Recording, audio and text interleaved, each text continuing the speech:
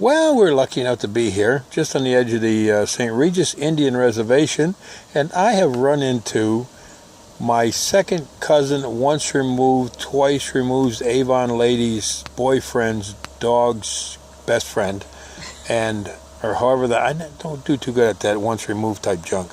But anyway, of all the humorous stories of our family, she has brought us one about the cottage and her mother-in-law.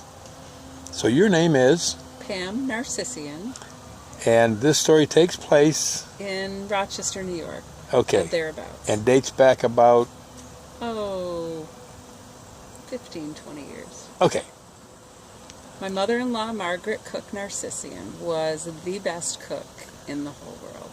She could put a meal on, she could take a piece of shoe leather and make a casserole that would feed 20 people. She could make a pie that you've never tasted in your life. So coincidentally, and she loved her family, she loved all of her Mohawk relatives, she loved all of my father-in-law's Armenian relatives, so most people like to stop by her house at dinner time or thereabouts. And I'll never forget one time we just had a ton of people stop by. I think this was at the cottage that was on Canisius Lake that we still have in the family. And she was a little frazzled that day. She didn't have a lot in the stock room, in the fridge, and she goes, everybody was just hanging around, and she goes, Andy, that's my father-in-law. What are we going to do? How are we going to get rid of everybody? He goes, Mag, feed them. Just feed them, and everybody will be gone. And it was true, because she was the best cook, and that's why everybody came, because she...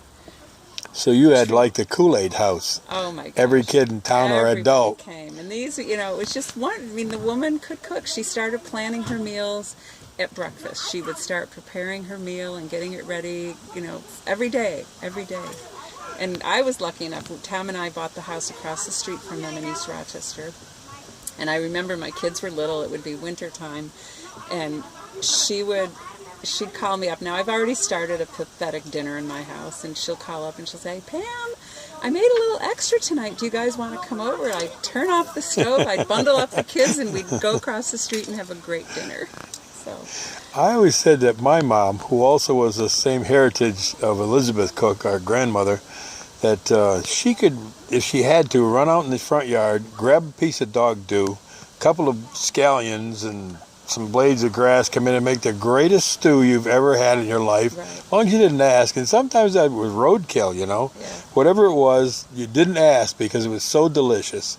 And it's unfair to put this story in at this time, but one of my favorite stories, seeing as you're talking about great cooks in this family, Elizabeth Cook, our grandmother, was the Kool-Aid house on the reservation, but she was also the matriarch.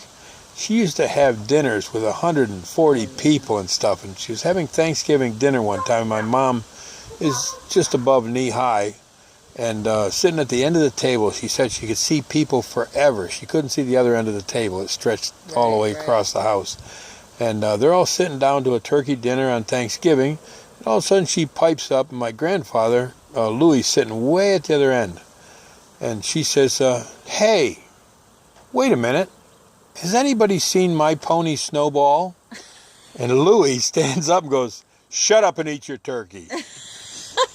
She's claimed for years she had a bridle and saddle, but no horse to ride it on, and couldn't figure out where the heck that pony went to. Funny. That's a great story. Do you have any other stories you'd like to share about? Not right now, but if I think of any, I will let you know. All right, I'm make not sure. very shy. All right, and make sure. Okay, well, I'm very shy, but make sure to watch the documentary, and we'll have. Keep tuned, because we'll have more film at 11. Thank you.